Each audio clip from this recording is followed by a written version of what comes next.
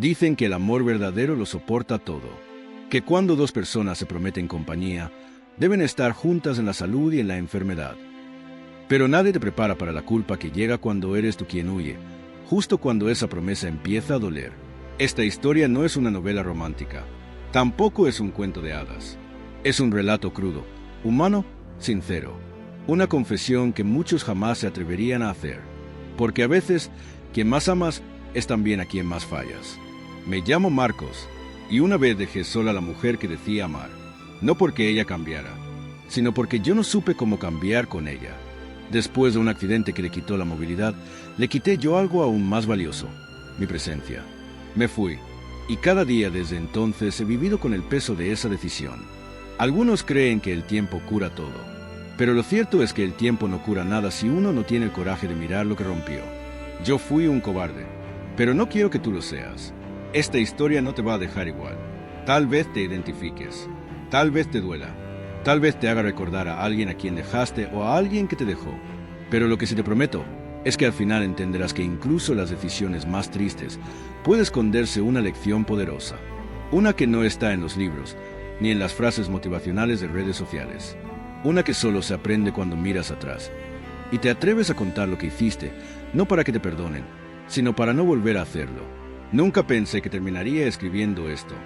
De hecho, durante mucho tiempo evité siquiera recordarlo. Pero hoy, con el corazón más lento, la conciencia más ruidosa que nunca, siento que si no lo cuento, me voy a ahogar por dentro. No es una historia heroica, ni bonita. Es la clase de relato que uno esconde debajo de la lengua y finge haber olvidado. Pero yo no olvidé, porque hay errores que no se olvidan, solo se aprenden con el peso que dejan. La conocí en una tarde cualquiera, en una cafetería donde me refugiaba de mis pensamientos. Ella estaba ahí, leyendo un libro, con un suéter beige que le caía sobre un hombro. Me sonrió sin saber que me estaba salvando de una tristeza silenciosa. Su nombre era Clara, y lo digo en pasado porque, aunque todavía respira, la mujer que una vez me quedó atrapada en otro tiempo, en otra vida, en otro cuerpo. Nunca imaginé que una curva en la carretera cambiaría todo. Y, peor aún, que mi reacción sería la peor parte. El accidente ocurrió un jueves, 2 semanas antes de nuestro aniversario. Íbamos cantando una canción tonta cuando una camioneta cruzó sin mirar. Todo se volvió ruido, vidrios, gritos. Cuando desperté en el hospital, lo primero que pregunté fue por ella. Y cuando me dijeron que no volvería a caminar, me rompí. Pero no como uno se rompe por amor. Me rompí por cobardía. Porque desde ese momento, empecé a pensar más en mí que en ella. Pensé en lo que yo perdería, en cómo mi vida iba a cambiar. Y eso me convirtió en alguien que todavía me cuesta perdonar. Los primeros días después del accidente fueron una mezcla de rutinas médicas y silencios incómodos. Clara intentaba sonreír, pero sus ojos hablaban otra cosa. Tenía una forma dulce de ocultar el dolor, como si no quisiera preocuparme. Pero yo me sentía cada vez más ausente. No sabía cómo acompañarla sin sentir que estaba cargando con algo que no podía manejar. Me miraba como antes, pero yo ya no era el mismo. Y cada vez que ella decía estoy bien, yo me sentía más cobarde por desear escapar. Recuerdo un día específico. Estábamos en casa, yo le preparaba un té y ella intentaba alcanzar un libro desde su silla. Me pidió ayuda y por dentro algo en mí se quebró. No era rabia, era impotencia. Me di cuenta de que no sabía cómo amar a alguien que dependía de mí. Eso me hizo sentir miserable. Pero también fue la primera vez que pensé seriamente en irme. ¿Te imaginas? Planear irte mientras la persona que amas apenas está aprendiendo a vivir con sus cicatrices. Nunca me lo voy a perdonar. Pero en ese momento, todo se volvió ruido. Y el ruido me empujó al silencio. No le dije que iba a dejarla. Solo empecé a desaparecer. Primero emocionalmente, luego físicamente. Inventaba excusas, trabajaba más horas, salía a limpiar la cabeza. Pero lo que hacía era huir de mí mismo. Una noche, mientras ella dormía profundamente, con ese suspiro que daba entre cada sueño, recogí mis cosas y salí. Cerré la puerta suave, como si no quisiera despertarla, pero sabía que lo que acababa de hacer la iba a despertar por dentro durante años. Y así fue como la dejé sola, cuando más me necesitaba. Los días después de mi partida fueron extrañamente silenciosos. No había gritos, no había reproches, solo la culpa, respirándome en la nuca cada vez que abría los ojos. Me mudé a un apartamento pequeño, casi vacío, como yo. Trataba de convencerme de que había hecho lo correcto, de que ella merecía a alguien mejor. Pero, en el fondo, sabía que solo estaba justificando mi cobardía con discursos huecos. Me repetía mentiras como si fueran mantras. Y cada noche, al cerrar los ojos, veía su rostro mirándome sin decir nada. Un amigo me preguntó una vez por qué me veía tan apagado. Le dije que era el trabajo, pero la verdad era que estaba cargando un fantasma que no me dejaba dormir. Intenté seguir con mi vida. Fui a bares, conocí otras mujeres, me sumergí en el trabajo, pero nada funcionaba, porque, aunque me había ido físicamente, seguía atado a ella en pensamientos. Cada pequeño detalle me la recordaba. Una canción, un aroma, una silla de ruedas en la calle. Era como si el universo me estuviera castigando con fragmentos de ella por todos lados.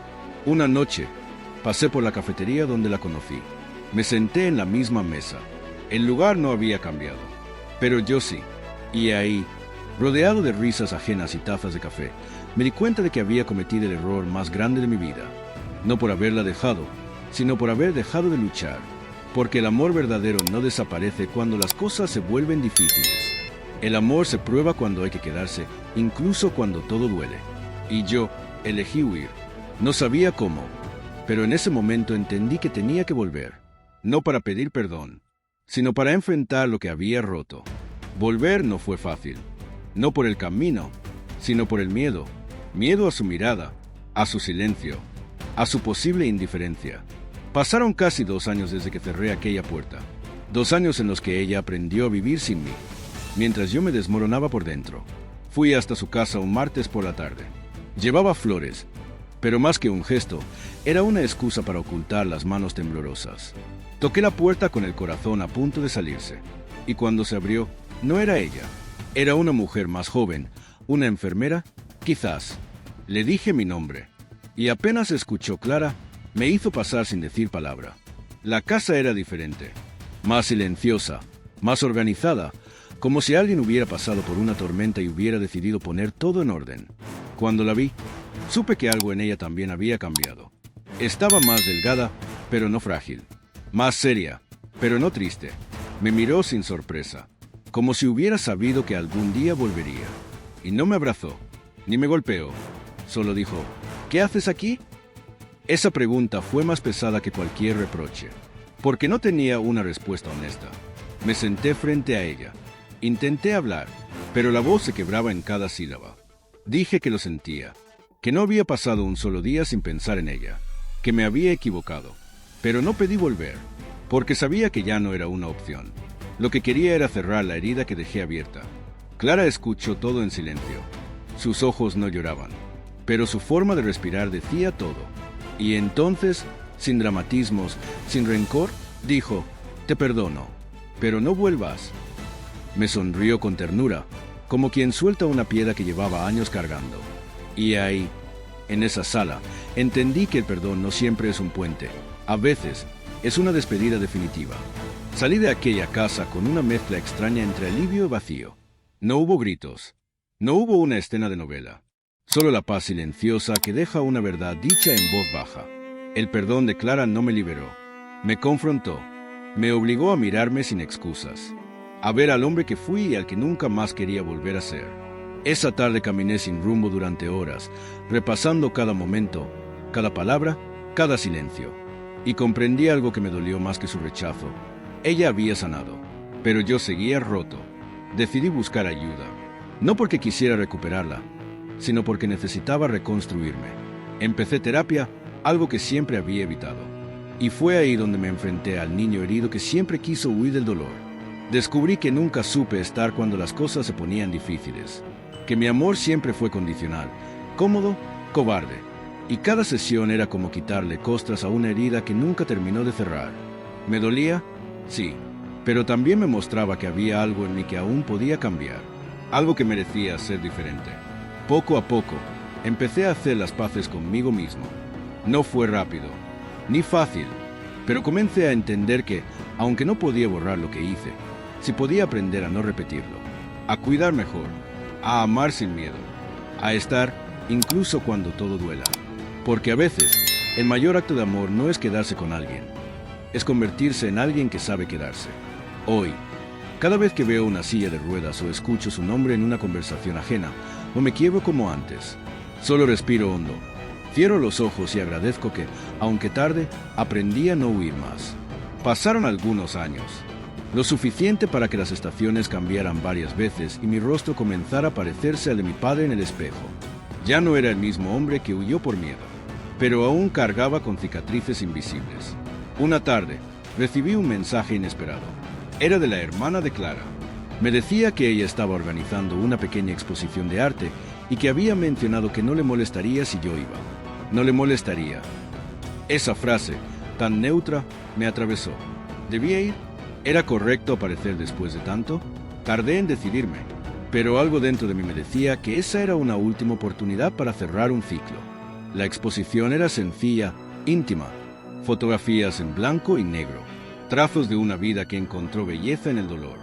Y ahí estaba ella, Clara, con el cabello recogido, un vestido claro y la misma paz en el rostro que vi el día en que me dijo, no vuelvas. Cuando nuestras miradas se cruzaron, no hubo tensión, solo una aceptación silenciosa. Me acerqué y ella fue la primera en hablar. Pensé que no vendrías. Le dije que no estaba seguro de si debía. Ella sonrió y respondió algo que aún retumba en mí. Todos cargamos con decisiones difíciles, pero algunos tienen el valor de volver a mirar de frente lo que dejaron atrás. No hablamos mucho. No era necesario. A veces, el lenguaje más profundo es el que no se dice. Al final, me entregó una pequeña postal con una de sus fotos. En el reverso, había escrito, gracias por haberme amado, incluso si no supiste cómo quedarte. Esa noche, al regresar a casa, entendí que a veces lo inesperado no es un final feliz, sino una paz que uno aprende a construir desde dentro. Con el tiempo, la vida siguió su curso. No volví a ver a Clara después de aquella exposición. No porque no quisiera, sino porque entendí que algunos encuentros están destinados a cerrar puertas, no a abrirlas de nuevo. Guardé la postal en un libro que solía leer cuando las cosas se volvían difíciles. Y cada vez que lo abría, recordaba que hay decisiones que nos cambian para siempre. No porque destruyan lo que éramos, sino porque revelan quiénes aún podemos llegar a ser.